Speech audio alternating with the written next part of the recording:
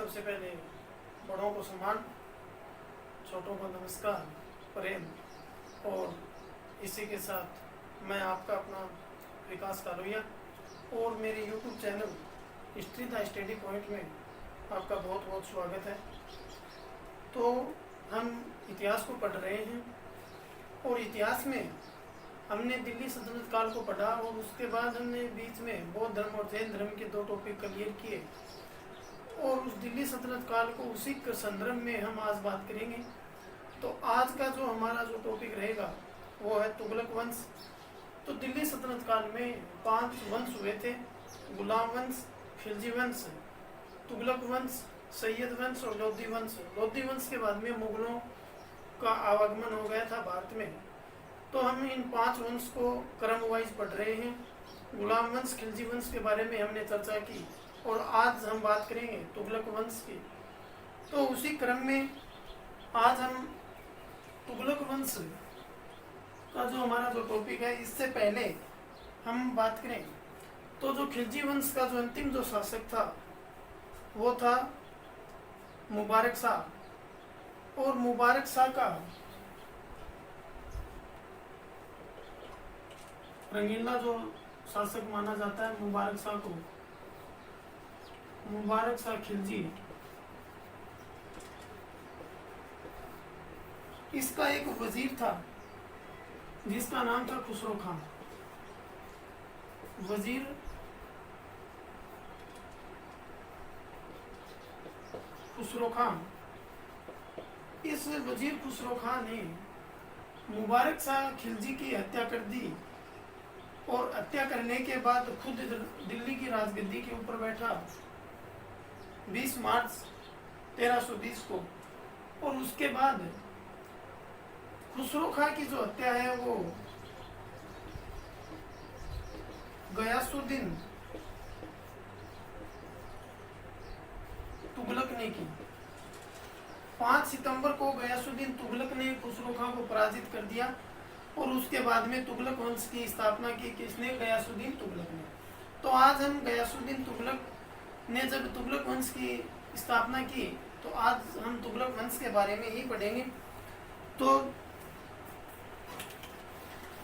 तुगलक वंश का हम अगर टाइम पीरियड की बात करें तो तुगलक वंश का जो टाइम पीरियड था वो 1320 से लेके 1414 ईस्वी। दिल्ली सल्तनत काल में सबसे लंबा टाइम इन्हीं का माना जाता है, तुगलक वंश का, और सबसे छोटा खिलजी वंश का। ठीक है। तो तुगलक वंश के जो संस्थापक थे वो थे गयासुद्दीन तुगलक। गयासुद्दीन तुगलक तुगलक वंश के संस्थापक। गयासुद्दीन तुगलक ने 5 सितंबर 1320 ईस्वी को खुसरो खां को पराजित कर और 8 सितंबर 1320 को दिल्ली की राजगद्दी पे बैठा। 5 सितंबर को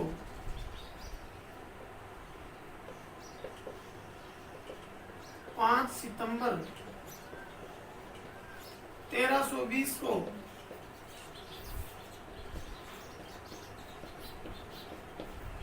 खुसरो खां को पराजित किया और 8 सितंबर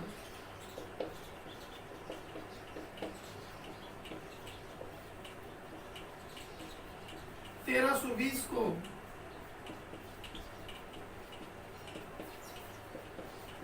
दिल्ली की गद्दी पे बैठा, गद्दी पर बैठा। ठीक है। तो तुगलक वंश में गयासुद्दीन तुगलक 8 सितंबर 1320 को दिल्ली की गद्दी के ऊपर बैठा था और उसके बाद गयासुद्दीन तुगलक ने गाजी मलिक की उपाधि धारण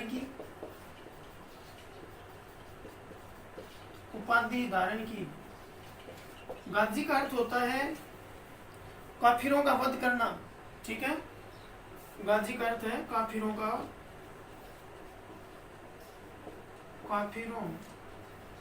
वध। तो गाजी शब्द जोड़ने वाला गयासुद्दीन तुगलक ही था। और इनके बारे में चर्चा करें तो अलाउद्दीन खिलजी ने अमीरों से ली हुई भूमि को इन्होंने वापस पुनः लौटा दिया।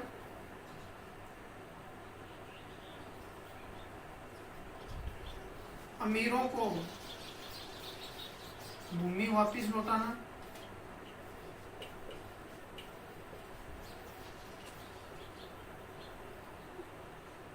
वापस से लौटाना। इन्होंने भूमि को अलाउद्दीन खिलजी द्वारा जो कब्जे में की गई भूमि थी, अमीरों से ली गई, छीनी गई, और उसी भूमि को गयासुद्दीन तुगलक ने उन अमीरों को वापस से लौटा दी। और बात करें तो इनके द्वारा सिंचाई हेतु कुएं और नहरों का निर्माण कराया गया, नहरों का निर्माण करवाया गया। दिल्ली सल्तनत काल में नहरों का निर्माण कराने वाला पहला शासक था, ठीक है। दिल्ली सल्तनत काल में नहरों का निर्माण कराने वाला पहला जो शासक था वो गयासुद्दीन तुगलक ही था, ठीक है। ये आपको ध्यान में रखना है। नहरों का सर्वप्रथम निर्माण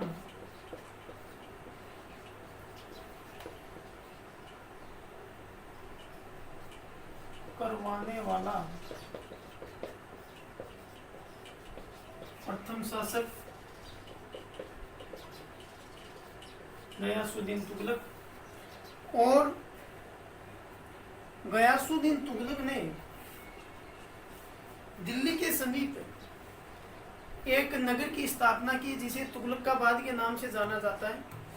और इसी तुगलकाबाद में रोमन शैली में एक दुर्ग का निर्माण करवाया, एक किले का निर्माण करवाया, और उस किले को 56 कोट के नाम से जाना जाता है। तो निर्माण कार्य की बात करें तो दिल्ली के समीप, दिल्ली के निकट या समीप, दिल्ली के समीप पहाड़ियों पर एक नगर की स्थापना, एक नगर की स्थापना की जिसे तुगलकाबाद के नाम से जाना जाता है, के नाम से। और इसी नगर में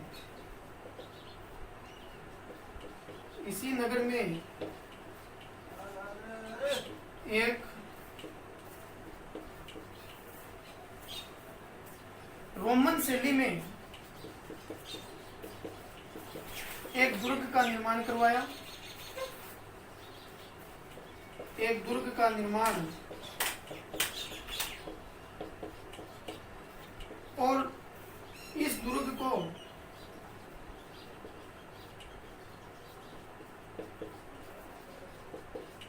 छप्पन कोट के नाम से जाना जाता है। और इनके बारे में चर्चा की जाए तो इनका पुत्र था जिसको जुन्ना खां के नाम से जाना जाता है। और इस जुन्ना खां ने तुगलकाबाद से 8 किलोमीटर दूरी पर एक अफगानपुर के नाम से नगर बसाया। उसी अफगानपुर में एक लकड़ी का महल बनवाया था। वहां से बंगाल के अभियान से लौटते समय गयासुद्दीन तुगलक की मृत्यु हो गई। तो इनकी मृत्यु की हम बात करें तो गयासुद्दीन तुगलक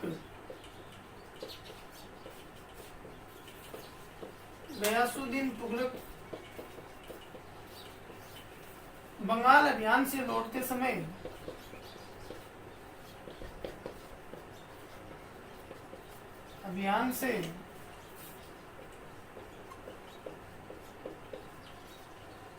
लौटते समय इनकी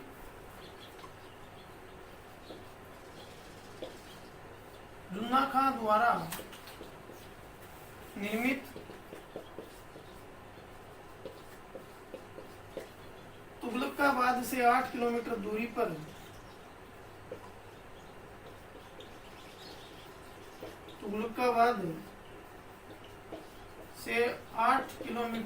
पर अफगानपुर में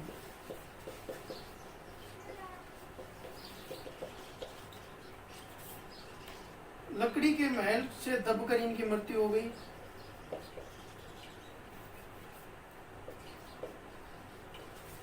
लकड़ी के महल से दबकर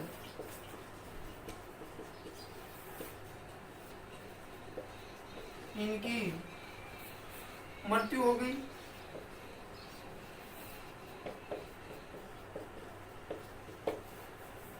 तो लकड़ी के महल से दबकर जो मृत्यु हुई वो शासक गयासुद्दीन तुगलक था और उस लकड़ी के महल का जो निर्माण है वो जुन्ना खां ने करवाया था। और ये जुन्ना खां इनकी मृत्यु होने के बाद में मोहम्मद बिन तुगलक के नाम से जाना गया। तो और इनकी बात करें तो इनकी मृत्यु के बाद इनका पुत्र गद्दी के ऊपर बैठा। इनकी मृत्यु के बाद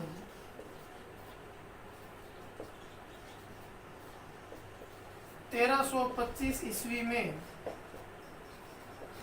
इनका पुत्र जुन्ना खां गद्दी पर बैठा।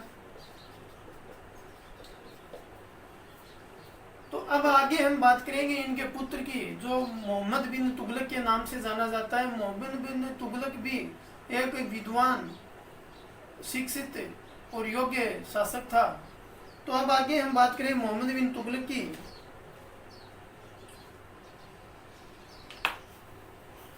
गयासुद्दीन तुगलक की एक महत्वपूर्ण बात और है कि इन्होंने तुगलकाबाद में अपनी एक कब्र बनाई और जो भारत की पहली संगमरमर की कब्र थी, इमारत थी। गयासुद्दीन तुगलक ने अपने लिए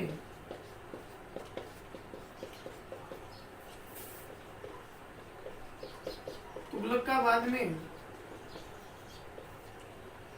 एक कब्र का निर्माण करवाया जो प्रथम संगमरमर की इमारत थी। तो ये आपको ध्यान में रखना है।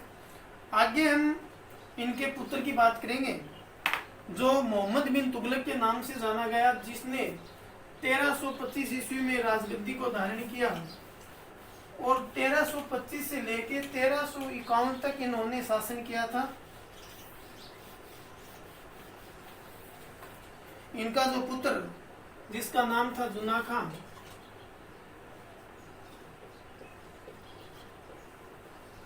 खां, और इस जुन्ना खां को मोहम्मद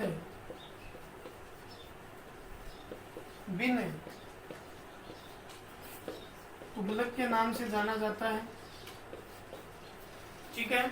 इनका जो टाइम पीरियड था वो था 1325 से लेके 1351 ईस्वी तक, ठीक है। और ये दिल्ली सल्तनत काल में ये है दिल्ली सल्तनत काल में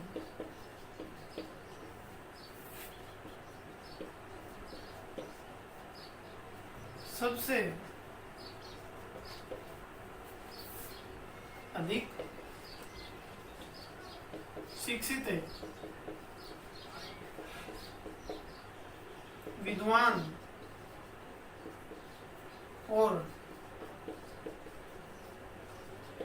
योग्य व्यक्ति था, ठीक है। और इनकी जो सनक योजना क्रूर कृत्यों के कारण इनको सौपनशील, पागल और रकत पिपासु के नाम से भी जाना जाता है। तो इनकी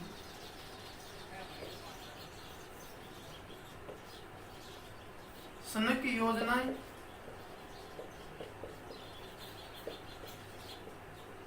क्रूर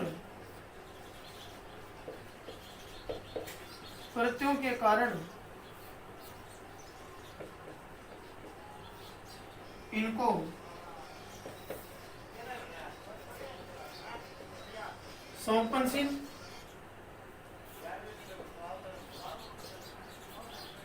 सौंपनशील, पागल और रकत पिपासु के नाम से जाना जाता है।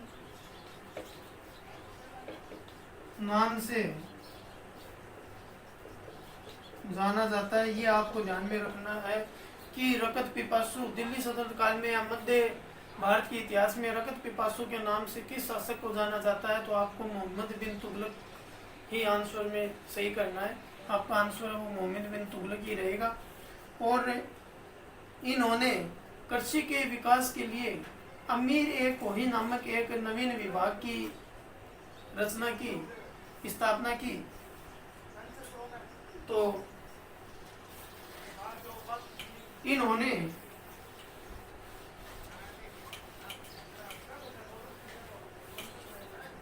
दिल्ली के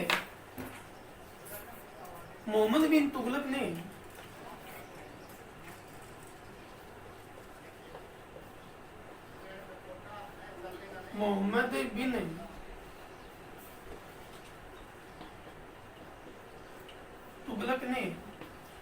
कृषि विकास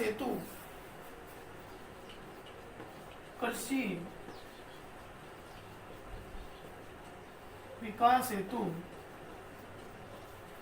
अमीर एक कोही नामक एक नवीन विभाग की स्थापना की। अमीर ए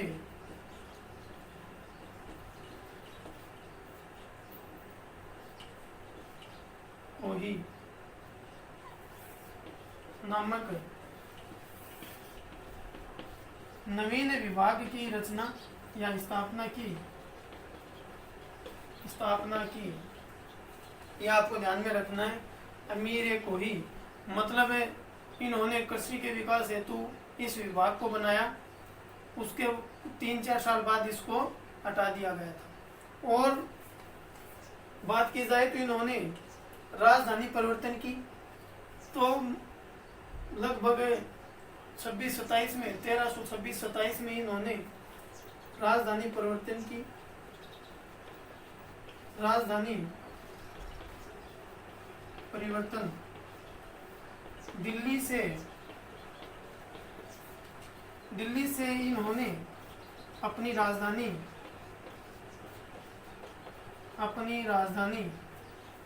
देवगिरी को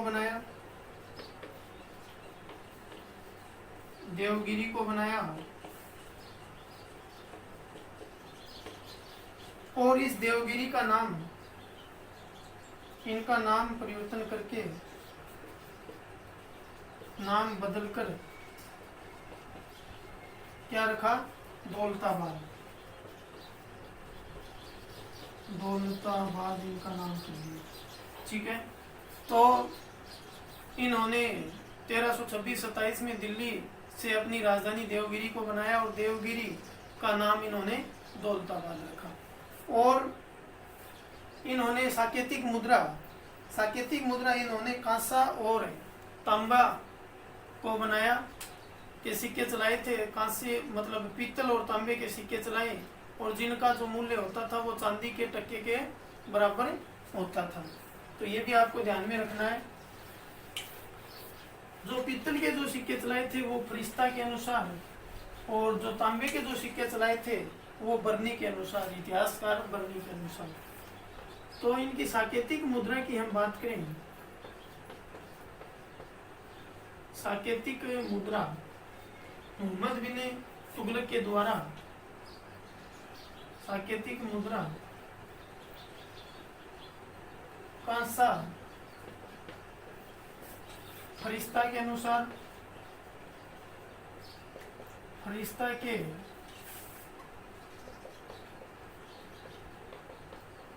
अनुसार और तांबा इतिहासकार बरनी के अनुसार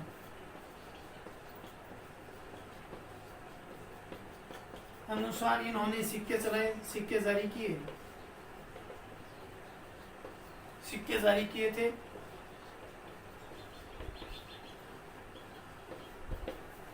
और इन जो सिक्कों का जो मूल्य है वो चांदी के सिक्के के टक्के के बराबर होता था। इनका मूल्य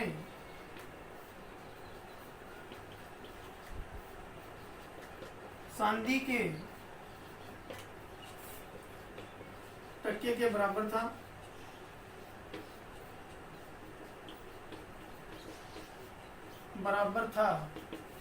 ठीक है, और इनको उपाधि मिली थी। एडवर्ड थॉमस ने इनको प्रिंस ऑफ मनियर्स के नाम से पुकारा था। तो ये भी आपको ध्यान में रखना है। किसने? एडवर्ड थॉमस ने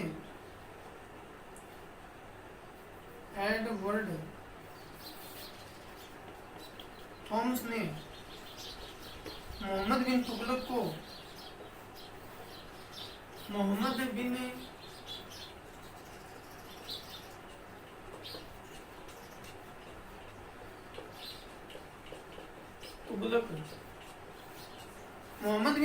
को एडवर्ड थॉमस ने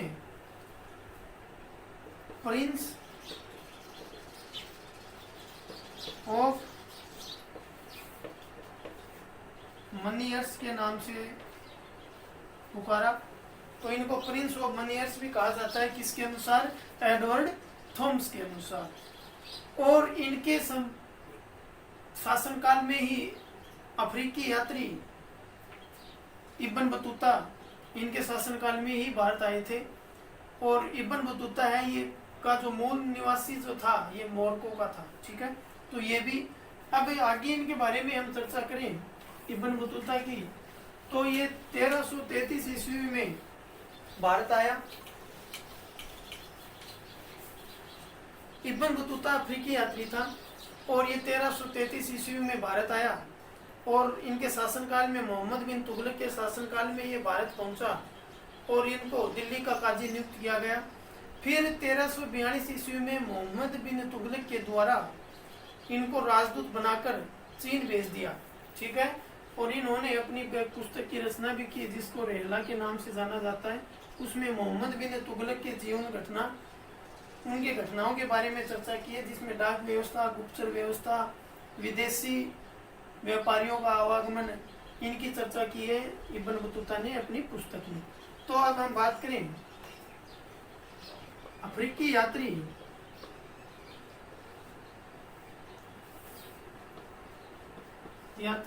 ये कहाँ का था? मूल निवासी मोरक्को का। इब्न बतूता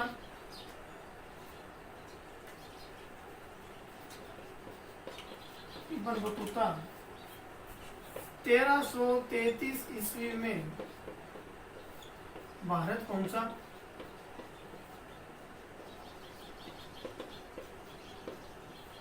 ठीक है, और इनको दिल्ली का काजी नियुक्त किया गया।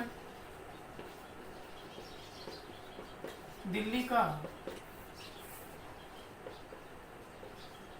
काजी बनाया गया।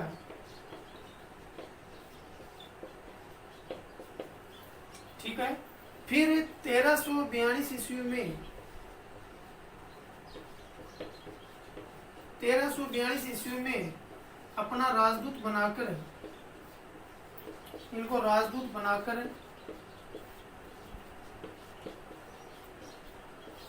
चीन भेजा। कहाँ पे भेजा? चीन भेजा। ये आपको याद रखना है इब्न बतूता के बारे में। ठीक है। 42 में इनको चीन भेजा और इन्होंने अपनी एक पुस्तक की रचना की। इनकी पुस्तक, इब्न बतूता की जो पुस्तक है उसका नाम था, इनकी पुस्तक की हम बात करें तो वो थी रेहला। इस रेहला में मोहम्मद बिन तुगलक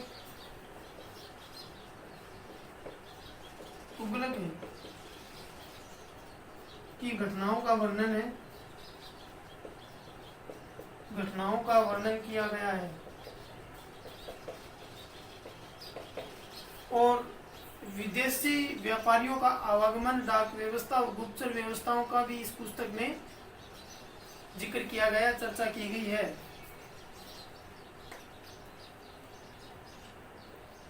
फिर मोहम्मद बिन तुगलक की सिंध जाते समय 20 मार्च 1391 में मृत्यु हो जाती है।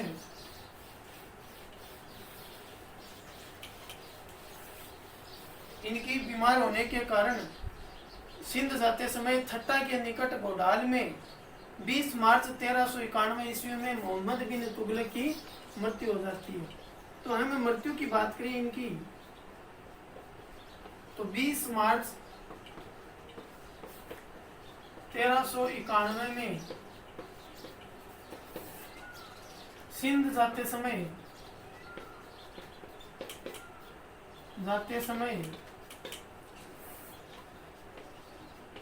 थट्टा के निकट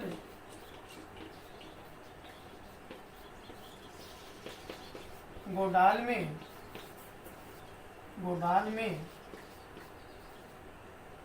इनकी बीमार होने के कारण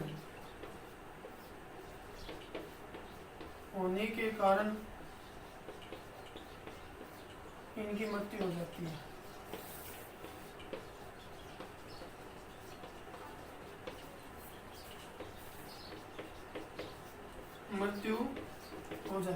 तो ये आपको ध्यान में रखना है। अब इनके समय काल में जो घटना हुई उनकी हम चर्चा करें तो भारत के दक्षिणी हिस्से में 1336 ईस्वी में 1336 में हरिहर और बुक्का नामक दो भाइयों ने एक स्वतंत्र राज्य की रचना की। एक विजयनगर नामक स्वतंत्र राज्य की। इन्हीं के शासनकाल में उन्होंने अपना अलग साम्राज्य स्थापित किया। तो ये आपको बहुत ही मुख्य रूप से आपको ध्यान में रखना है कि मोहम्मद बिन तुगलक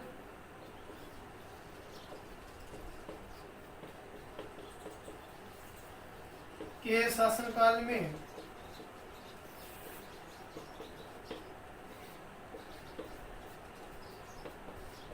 दक्षिण में हरिहर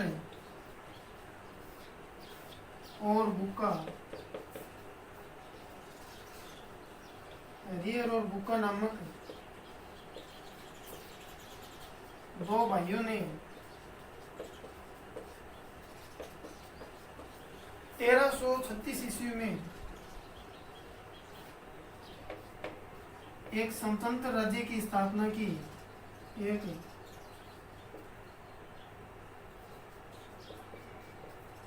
स्वतंत्र राज्य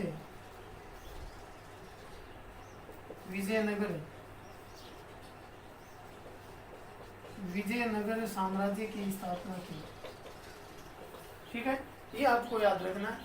और 1347 ईस्वी में महाराष्ट्र के अलाउद्दीन बहमद शाह ने एक बहमनी नाम से अलग साम्राज्य, स्वतंत्र साम्राज्य की भी स्थापना की। तो ये भी आपको ध्यान में रखना है। महाराष्ट्र में 1347 में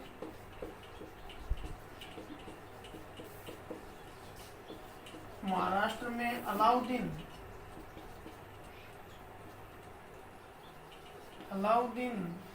बहमन शाह ने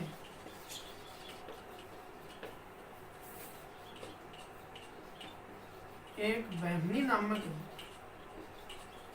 बहमनी साम्राज्य के नाम से राज्य की स्थापना की। ठीक है, कब की? 1347 ईस्वी में। ये आपको ध्यान में रखना है।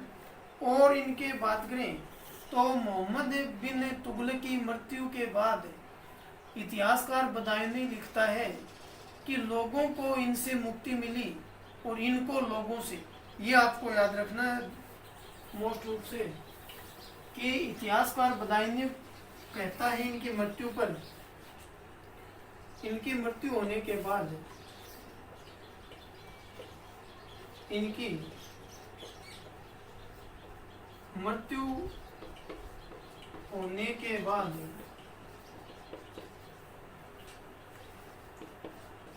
इतिहासकार बदायूनी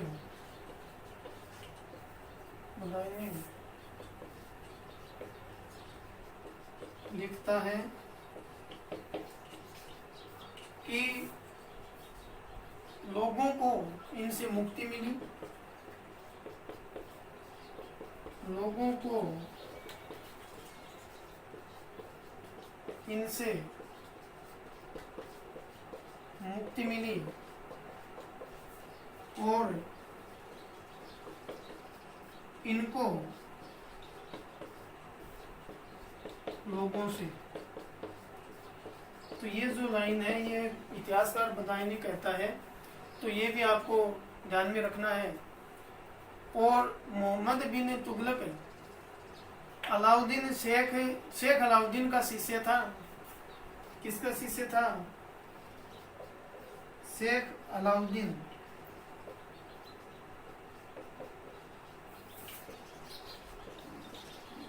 का शिष्य था।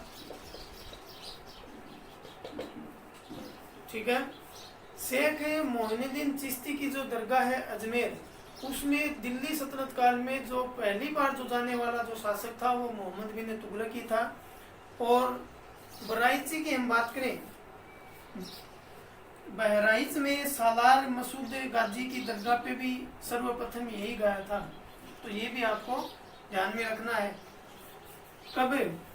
अजमेर की जो दरगाह है शेख मोइनुद्दीन चिश्ती की जो दरगाह, उसके ऊपर दिल्ली का जो शासक जाने वाला जो प्रथम जो शासक था वो मोहम्मद बिन तुगलक ही था।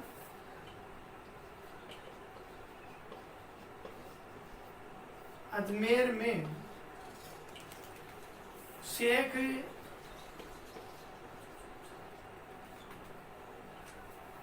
मोइनुद्दीन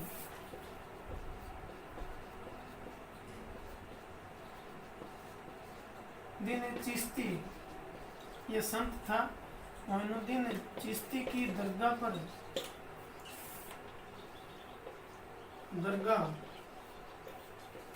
और बहराइच में मसूद गाजी की जो दरगाह है, सालार मसूद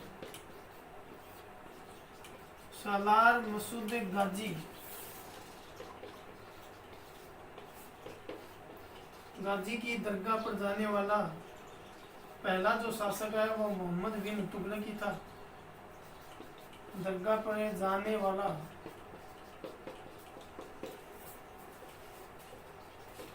प्रथम शासक। ठीक है, इनके द्वारा कई संतों की कब्रों का भी निर्माण करवाया गया। मोहम्मद बिन तुगलक ने बदायूं में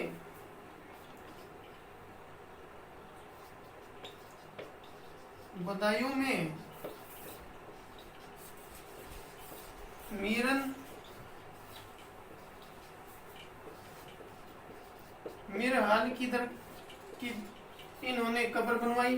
कब्र के ऊपर मकबरा बनवाया। दिल्ली में शेख निजामुद्दीन का मकबरा बनाया।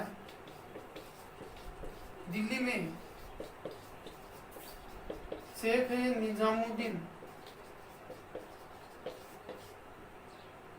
निजामुद्दीन का मकबरा, और मुल्तान में शेख रकनुद्दीन, मुल्तान आज पाकिस्तान में है, मुल्तान में शेख रकनुद्दीन की इन्होंने दरगाह, कब्र के ऊपर इन्होंने मकबरा बनाया था। तो तुगलक वंश में आज हमने गयासुद्दीन तुगलक और मोहम्मद बिन तुगलक के बारे में चर्चा की, और आगे जो हमारी जो क्लास रहेगी उसमें हम फिरोज शाह तुगलक की बात करेंगे। वो भी महत्वपूर्ण शासक था। तो आज के लिए इतना ही। जय हिंद, जय भारत।